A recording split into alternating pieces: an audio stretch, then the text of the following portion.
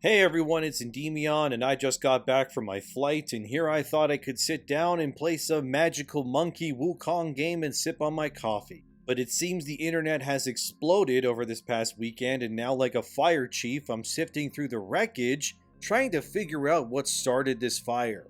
So today we're going to talk about Concord and the whole fiasco that's going on around that, as well as a based game dev who is in hot water. Alright, let's begin. Firstly, Concord. You likely already know that this game is pretty much dead in the water when it comes to the Steam charts. It peaked below 1,000 players in its release weekend and has not recovered its player base since then. It's actually gotten worse. Currently, as of the making of this video, the game is sitting below 300 players on Steam. Mind you, the game is cross-platform with PlayStation 5's version as well. And it's very much apparent that the PS5 version of the game and its community is allegedly doing better than the Steam one. However, we don't have exact concrete numbers as to how well it's actually doing. Sony likes to keep these things under wraps, and it's quite hard to find out. However, some users who have been defending Concord have shown that when you go to the What's Hot tab on PS5, it shows that Concord is sitting around the 4th or 5th place. For those unaware, allegedly the What's Hot tab is pretty much PlayStation's version of their best sellers list. Which means obviously Wukong is number 1 right now, which that does not surprise anyone in the least.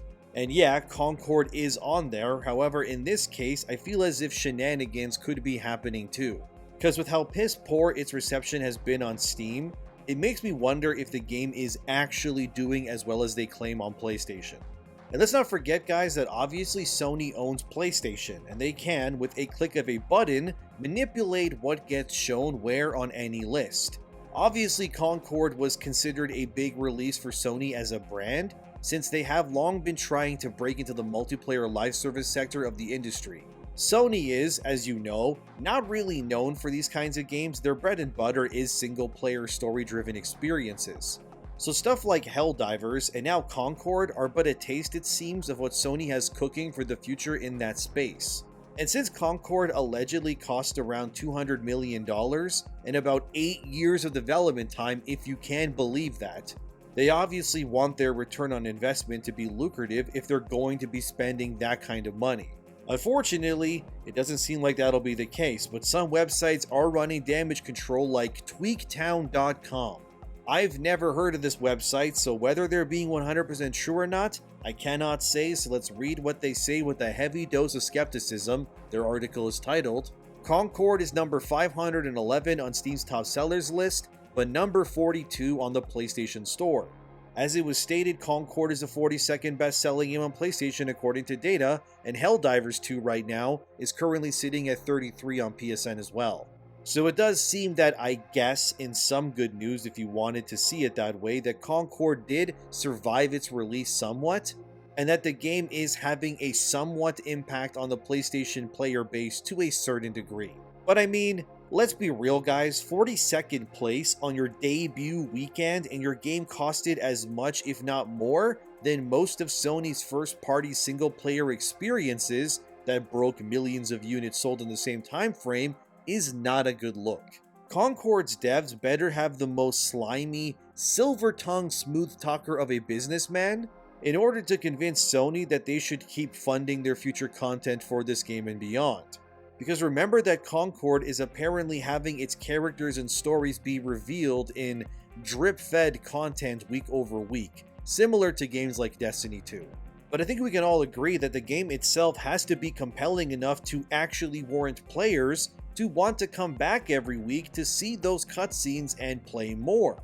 And a week in multiplayer games is like an eternity. Games have gone from metropolises to ghost towns in less time. And need I remind you that Concord is not free to play, it's a $50 Canadian game at release. Which I've said in past videos is a big reason why the game is not doing as well, because let's be serious here. If you're going to release a live service first-person shooter, you have to be free to play. Destiny 2's base experience is free to play, Overwatch 2 as well, which is clearly the game that Concord is ripping off the most. It's no coincidence that Concord's dev cycle was 8 years, which perfectly aligns that cycle between 2016 to 2024. And when did Overwatch come out? Yeah, 2016. So if even Overwatch can't survive unless it's also free to play, what exactly did the devs and Sony at large believe that their game could survive not following a similar model? I guarantee you within the next 3 to 6 months, Concord will be free to play. There's no way that this game survives a year without doing it. I think before its first birthday, that Concord will become a permanent fixture on PS Plus's lineup so that players can play the game for free.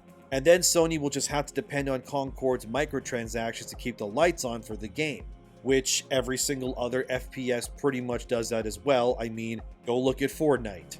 I guarantee you within a year that plenty of Concord's characters will have PlayStation mascot designs implemented, but unfortunately, it won't really matter because the game is being blasted for having some of the worst character designs we've ever seen in the past 10 years and then some.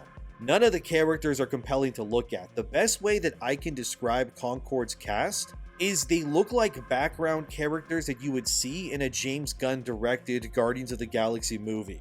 Like if I saw this Lennox guy or Starchild dude just sitting there eating and then like Star-Lord or Gamora ran by while guards were chasing them, yeah, they would fit right in. But they don't look like leading character material at all, especially some of the even worse designs like Amari, which just looks horrendously bad. It's incredible to witness in a way, and like I said, Sony wanted this to become a big thing, since Concord has been confirmed to have its own anthology episode in the Amazon Prime series Secret Level that comes out in December this year. But not only that, but there's entire short episodes on Sony's PlayStation YouTube channel where Concord's characters are placed into different scenarios, and the production values are actually quite high.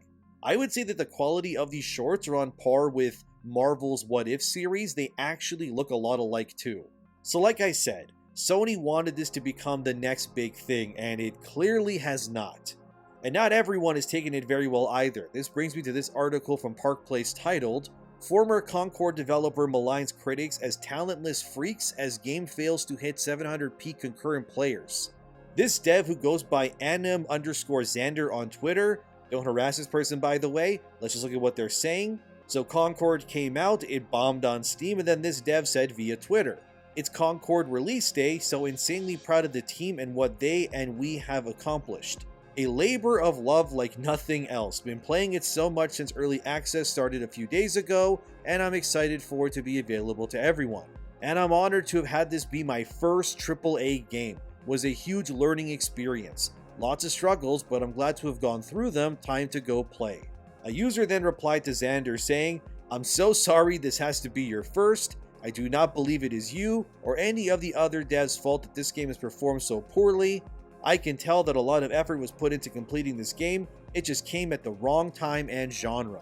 To which Xander stupidly replied, I don't really care. It was a huge labor from a lot of insanely talented people making an awesome game. Why would I care about a bunch of talentless freaks hating on it? I'm sure having fun playing it, and I wouldn't trade it for anything. Yeah, not a good response at all, Xander. Then another user responded, "Talentless freaks. I actually came to drop some positive criticism, but get effed. Clearly based on the game, you're the one with no talent." As you can see how quickly in real time that you can lose goodwill and customer feedback, this Xander dev, who admits that this is their first AAA game pretty much, well, they just performed seppuku on their own creative career. And some users responded by saying, "Career self-deletion speedrun achieved. What miserable human beings these people must be." Another said, "Blows my mind. The post they responded to wasn't even being rude to warrant this type of response." That's exactly right. The vitriol from this dev is like throwing a bucket of gasoline onto an already burning house. The people in the house are already dead. The entire house is just well done at this point, and then Xander just came over and decided to make everything worse. This is not a good look. I wouldn't be surprised if Firewalk Studios reached out to Xander and told them to stop what they were doing immediately. Because in situations like these, you can't be doubling down and calling the customers wrong when you already don't have a lot of customers to begin with. It's like someone starting a new YouTube channel with 0 subscribers and then choosing to argue with anyone that comments on their videos. Like, what are you guys doing over there? Quite a few people responded to Xander's now somewhat viral post on Concord. I won't read them all because we'd be here all day, But as you can see, you get the point coming across. Users are more so laughing at Firewalk and PlayStation because we all know deep down that we don't have to play or support this game at all. And the fact their devs are turning to blaming the potential customers instead of enticing them to play is beyond moronic, especially these days. Xander, of course, proving they're very obviously wet behind the ears and unable to take criticism very well, decided it was a good idea to also start hiding replies of people who were pushing back against Xander, calling people who aren't willing to buy into playing Concord as talented freaks. So not only were they hiding replies, they would then demand users pay them $8 in order for Xander to unhide their replies on the post. To say all of this has been handled about as poorly as one can handle things would be a disservice to people who can't handle things, fellas.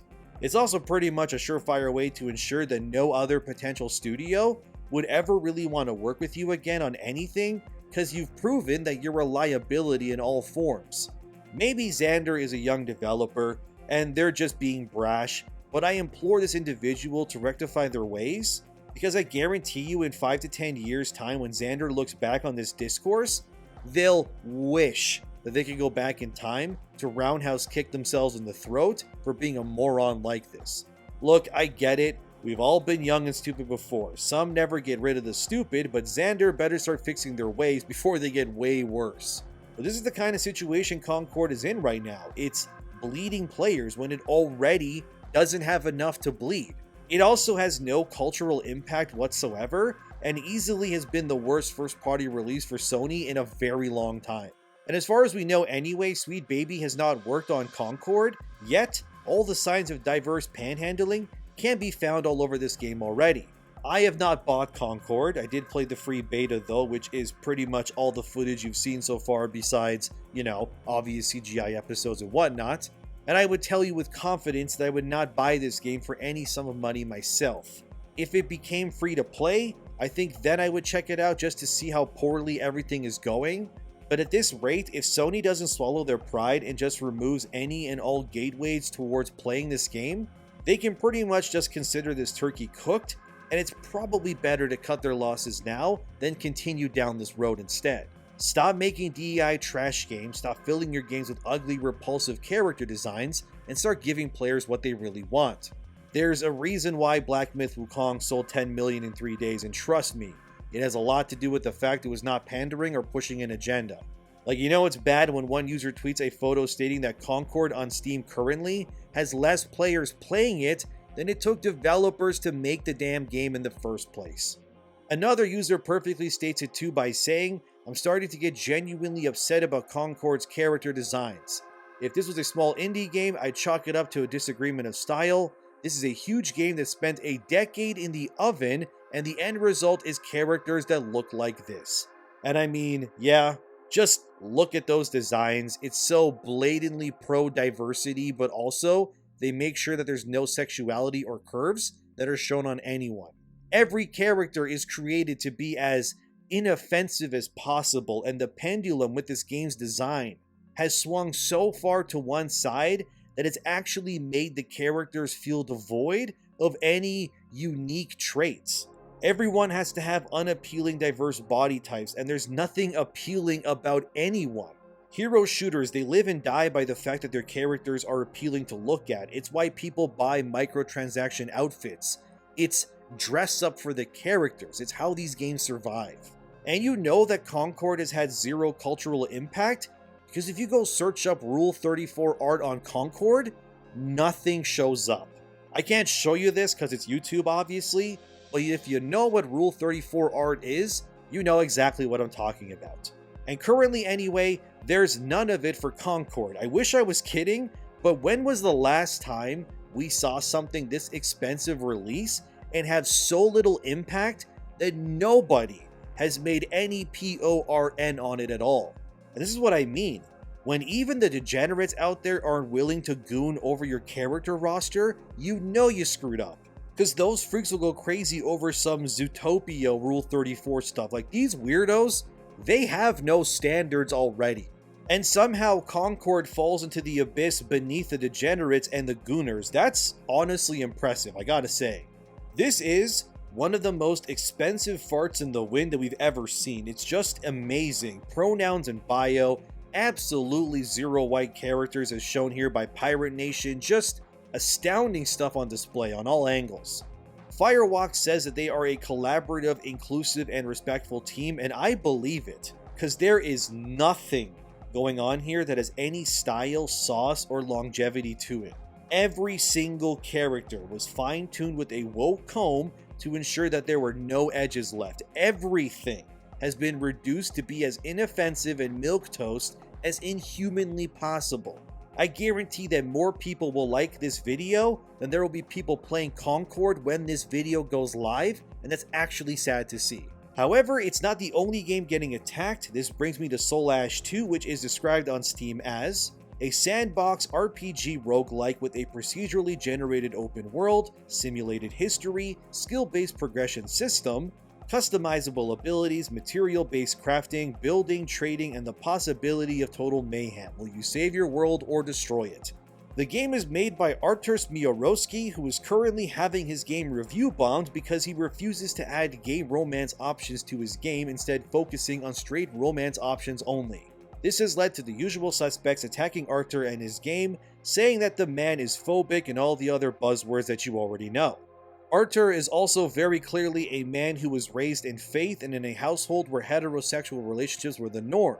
He was asked by fans of the game if he would add some same-sex marriage to it, but he said via Steam, "The main purpose of the family system is to create a legacy through children, and given our limited ways to interact with NPCs, I don't think there's a good way to represent relationships, so I don't plan to expand that right now."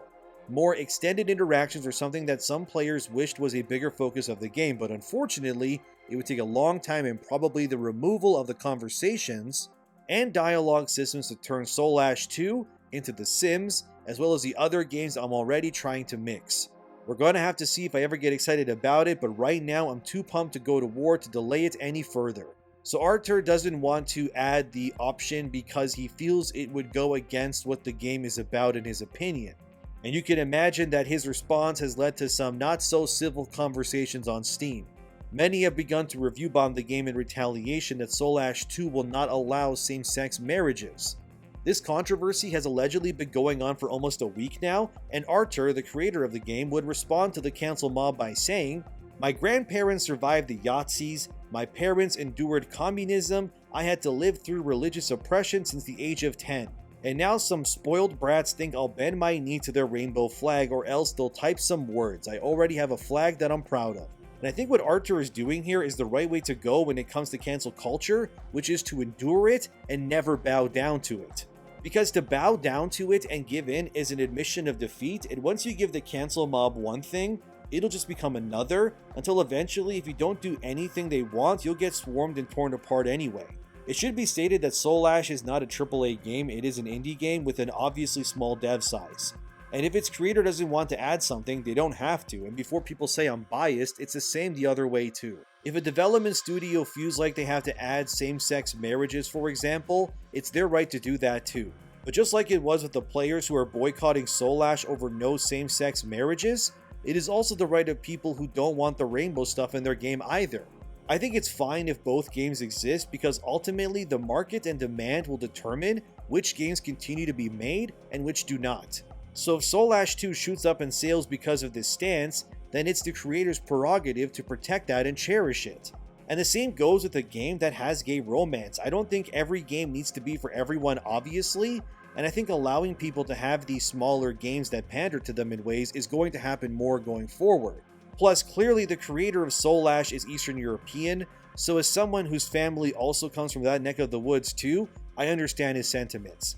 He's not saying that gay marriage is wrong, he's just saying that based on what the game is about, which is family, legacy, bloodlines, and so on, it doesn't make sense for him to add those options because they go against those concepts. What does he mean by this? Well, let me explain. Obviously, this is stupid that I have to, but to make a baby, you need a man and a woman. We already know this. Well, some of us know this, I guess. So in Artur's case, to maintain the family bloodline legacy equation of the game, that's why hetero relationships are needed.